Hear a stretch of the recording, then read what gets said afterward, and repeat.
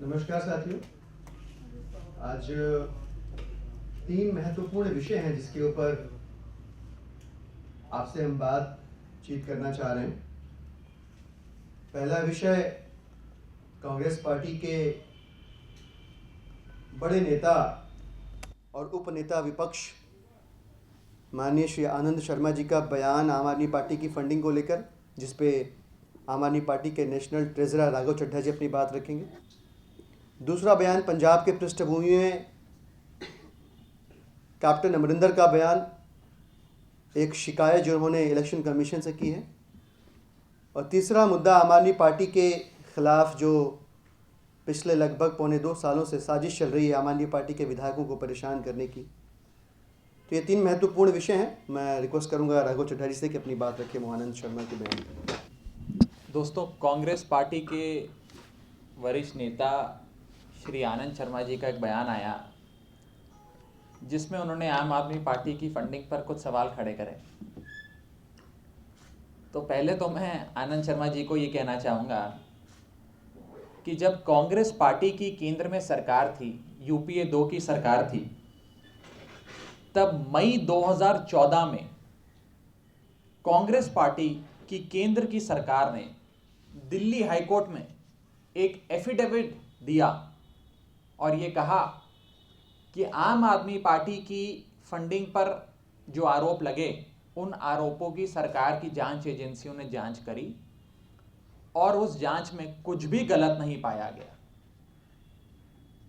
यानी कि कांग्रेस पार्टी की केंद्र की सरकार ने, जब आनंद शर्मा जी भी केंद्र में मंत्री थे, तब उनकी सरकार ने 2014 में आम आदमी पार्टी की फंडिंग को क्लीन चिट दी और आज वे हमारी फंडिंग पे सवाल खड़े करते हैं। बड़ा हास्यास्पद है।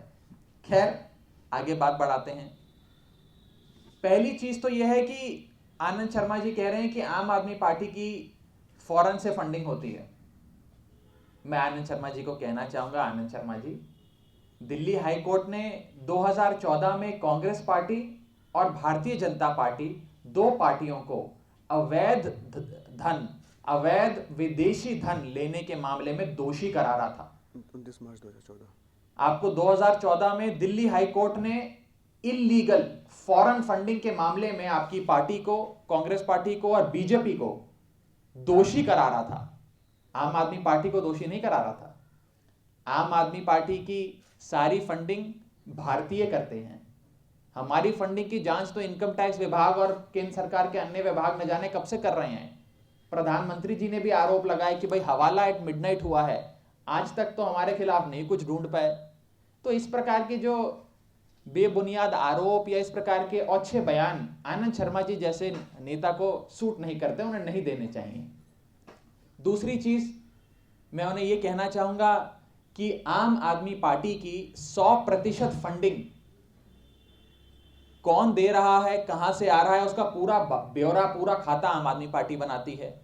कोई 5 रुपए का चंदा भी हमें देता है, उसका भी नाम, पता, पूरी जानकारी आम आदमी रखती है। और यदि कोई 1 लाख रुपए देने वाला दान दाता है, उसकी भी पूरी जानकारी आम आदमी पार्टी रखती है।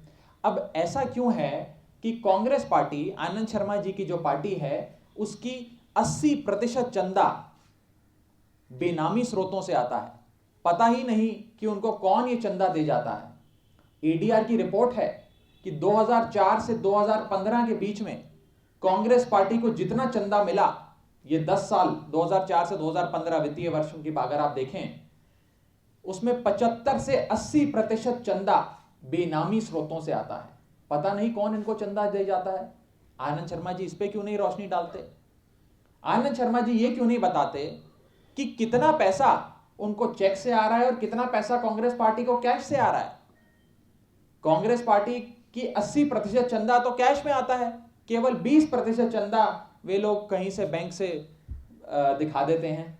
आम आदमी पार्टी का तो 92% चंदा चेक से आता है या नेट बैंकिंग से आता है या क्रेडिट कार्ड, डेबिट कार्ड से आता है। केवल 8%, मात्र 8% चंदा कैश में आता है, वो भी हम बैंक में जमा करा देते हैं। तो आनंद शर्मा जी ये जो आरोप लगा रहे हैं, ये सरासर बेबुनियाद है। मैं आनंद शर्मा जी को चुनौती देता हूं कि इस देश में कहीं पे भी किसी भी मंच पर आप अपने कोषाध्यक्ष को लाइए, आपके कोषाध्यक्ष अगर नहीं आ सकते तो आप अपनी पार्टी का तमाम खाता पूरा ब्यौरा लेकर आइए, मैं अपनी पार्टी का पूरा खाता ब्यौरा लेकर आता हूं और हो जाए जांच और हो जाए बहस, जनता के सामने रखते हैं। जनता भी तो देखे कि आपको ये कौन 80% चंदा दे जाता है, आपको बताता ही नहीं, आपकी झोली में सैकड़ों करोड़ रुपए डाल जाता है और आपको अपना नाम पता ही नहीं बताता, आपको भी नहीं पता होता उसके बारे में। तो जरा ये बताएं।